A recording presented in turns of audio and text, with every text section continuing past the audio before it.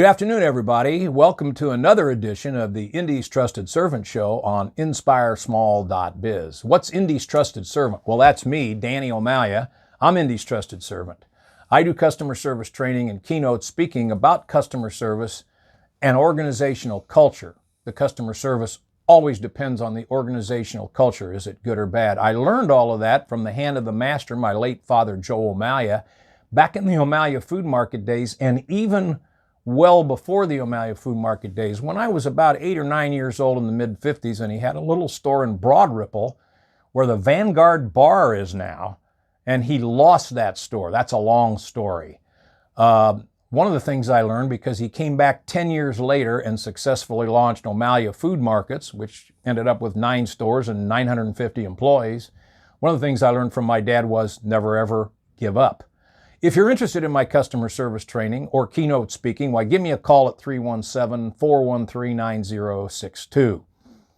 What's the Indy's Trusted Servant Show on InspireSmall.biz? I like to describe it as lively local small biz and community talk where you can feel the pulse of Indy. And today's guest is a longtime friend and one of my best friends.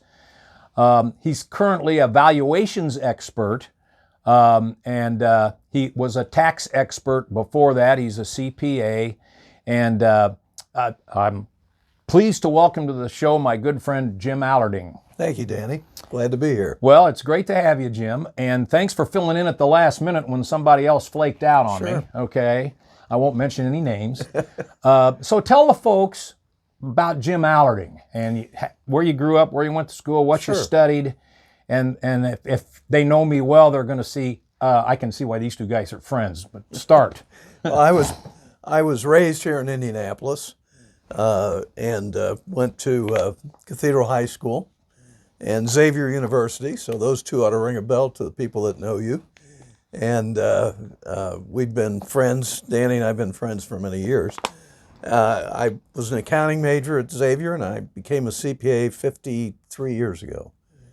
And have practiced in various parts of the CPA business, but mostly, as you mentioned, tax and business valuation areas. I did go out on one audit. I went into the partner in charge and said there has to be a better way to make a living, transfer me to tax. So he did, and that's how I got started in the tax business. Oh, is that right? Yeah. What kind of business were you auditing? Do you remember? I don't know, but I didn't like it. It's a long time ago. It's a long time ago. I think I do know. I was in Baltimore at the time. And you were with? Arthur Anderson. Arthur Anderson, okay. And it was a business called Liskey Aluminum. And Liskey Aluminum made computer floors. You're old enough to remember, too, that computers had to have rooms with climate control. Yep. And they were on built-up floors with all kinds of wires that went underneath them. And they were put on studs or stilts, blocks of the floor, and that's how you fixed them. You'd pull the blocks out, and you'd go down underneath there and fix it. So Liskey made these floors, and they were actually at the Baltimore, which is now the Baltimore-Washington Airport, in the Baltimore area, and their offices were there.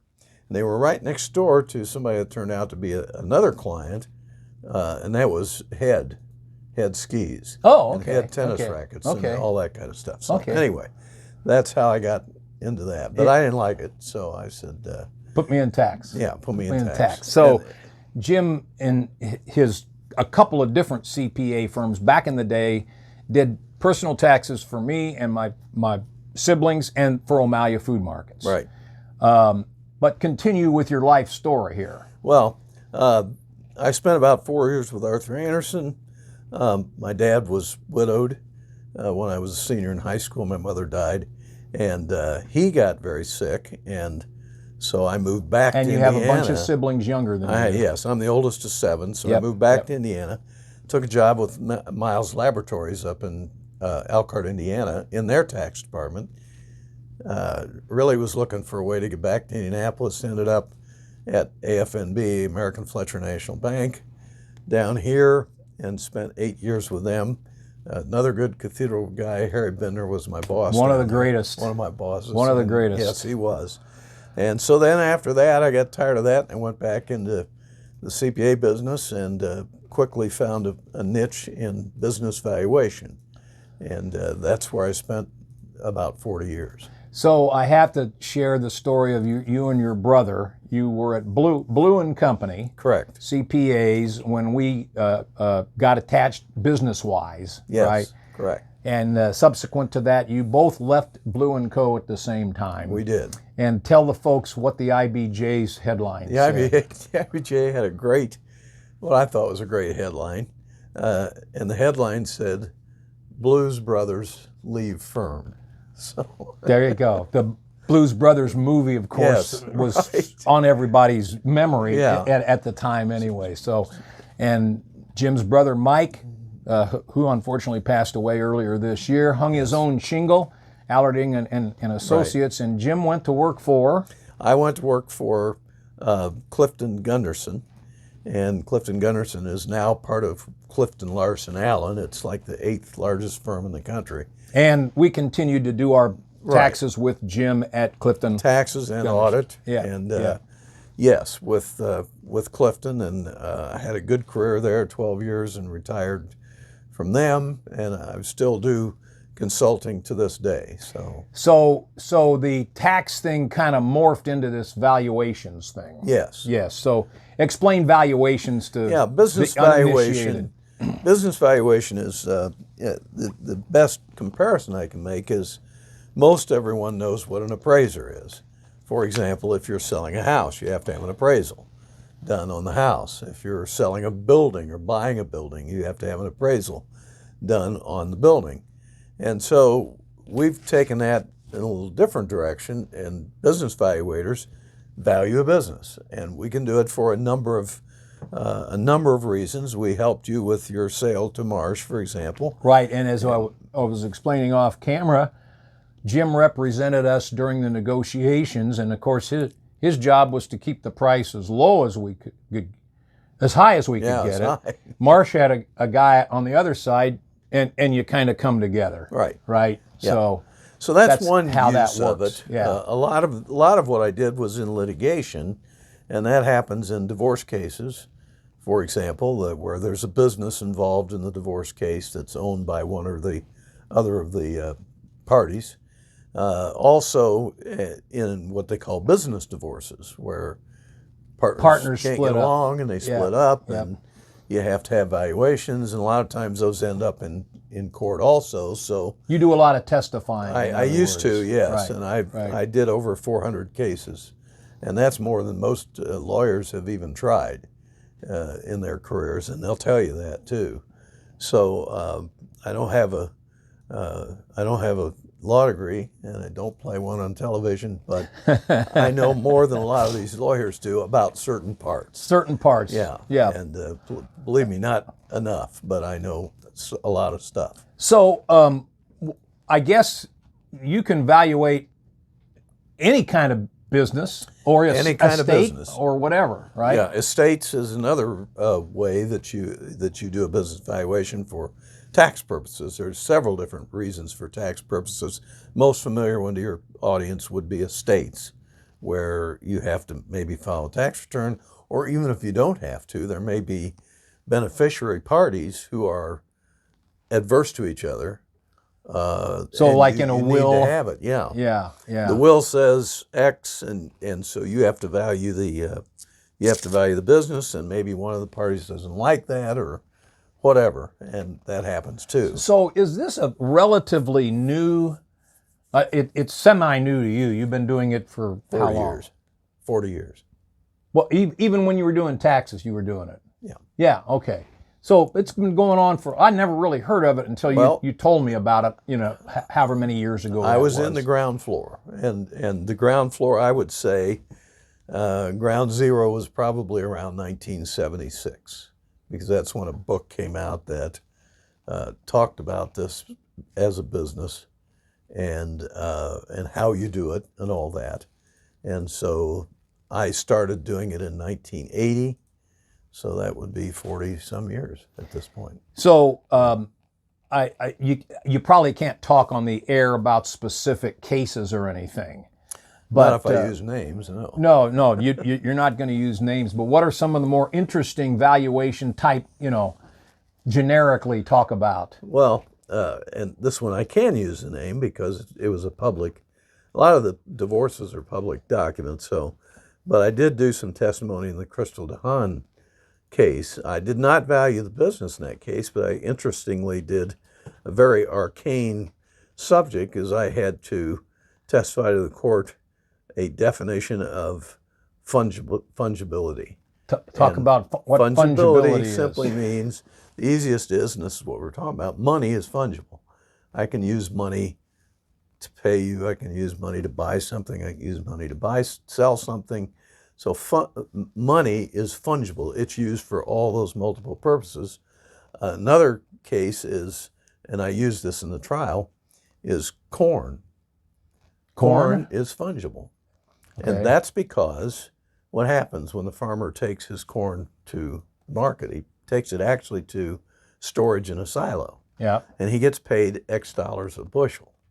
Now, someone else can come in, the buyers ultimately, they don't care if it's Smith's corn or Jones's corn or anybody else's corn, just give me corn. Yeah. So corn is fungible. It doesn't make any difference where it came from.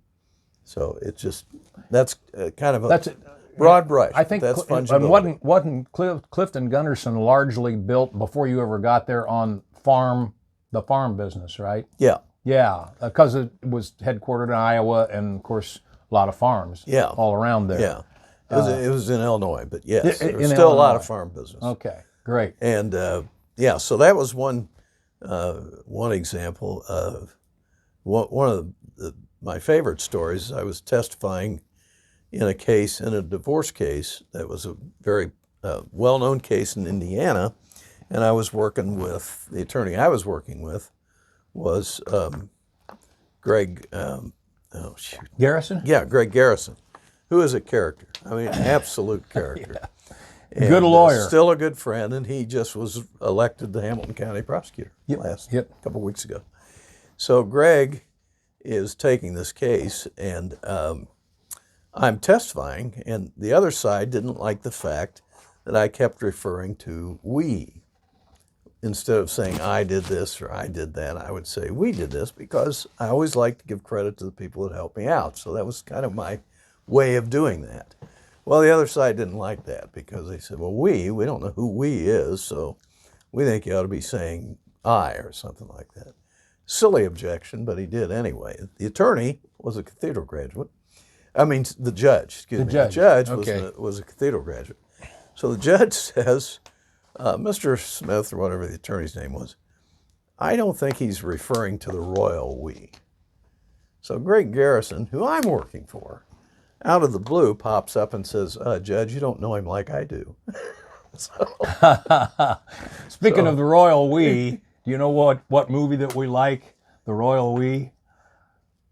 Big Lebowski. Oh, yeah, Big Lebowski. The royal we. If you're not familiar with the Big Lebowski, we don't have time to go into that. But anyway, there's just great examples all over, and it's been a fun career. And I've always enjoyed the testimony. And the problem with the profession right now is that it's hard to get people.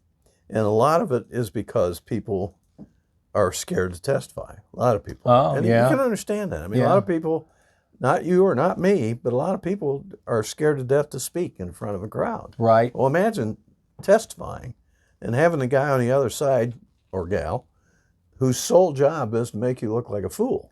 And or a liar. Or, well, both. Yeah. So, that's terrifying to some people, and they just can't do it. And so that's part of why we can't get people into the profession right now, because some people say, because of fear of public speaking. No mas. I want to be back here in the back room, and I don't want anybody to see me. But hey, I'm smart, so pay me. And it's like, well, I can't pay you as much unless you want to get up on the stand. So now I can't resist bringing up the famous Olester case. Oh, right? yes. So not really a case. Well, Jim and I this was a hearing. Yes. So this is too good to pass up. Procter & Gamble brings out these Alestra potato chips. Now, correct me if I get this wrong or chime in when you want to.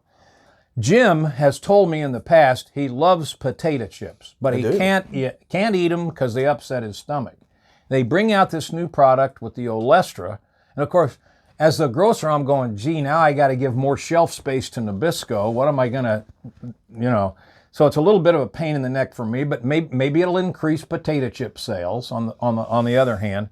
At any rate, everything's going real well, and then, without mentioning any names, a well-known local politician decided to make a big case out of the fact that she knows some people who are getting sick. They think they're getting sick eating Olestra potato chips. Right, yeah, let me correct you a little bit here, because I couldn't eat the potato chips as much because the fat content, and I have weight issues. Right.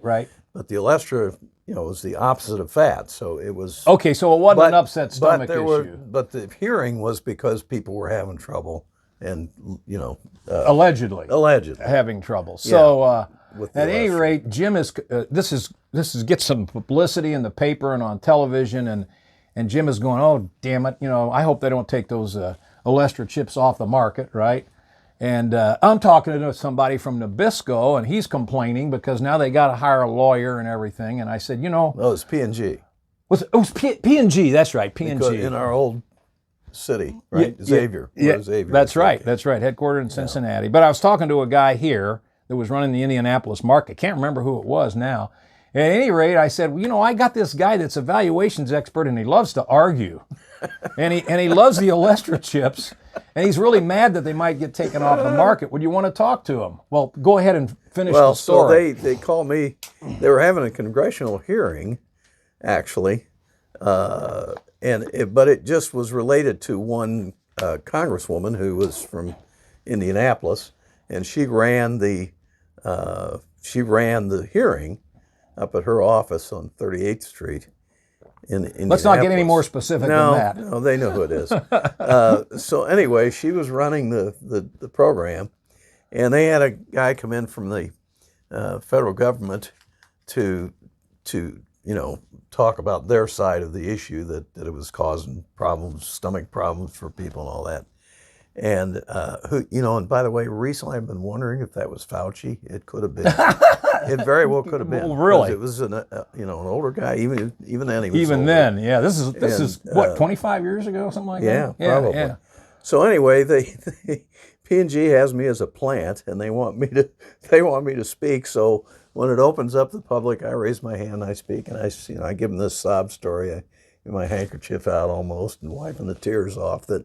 I need these chips because of the fat content and all that, and they don't bother me. But I said, what does bother me is if I eat garlic. I said, if I eat garlic, I get severe stomach cramps. And you love garlic. And I like garlic. And so I said, are you, and whoever this federal guy was, I said, are you going to propose to take garlic off the market? Because it makes you sick. Yeah, because it makes me sick. And so anyway, that was the gist of what I was saying. So after the hearing, the congresswoman is going by me. Nabisco wins the hearing. P&G, yes. I mean, P&G, yeah. Yeah, they do. So the congresswoman's going by me, and I hear her say angrily to one of her aides, "Who let this guy in there?"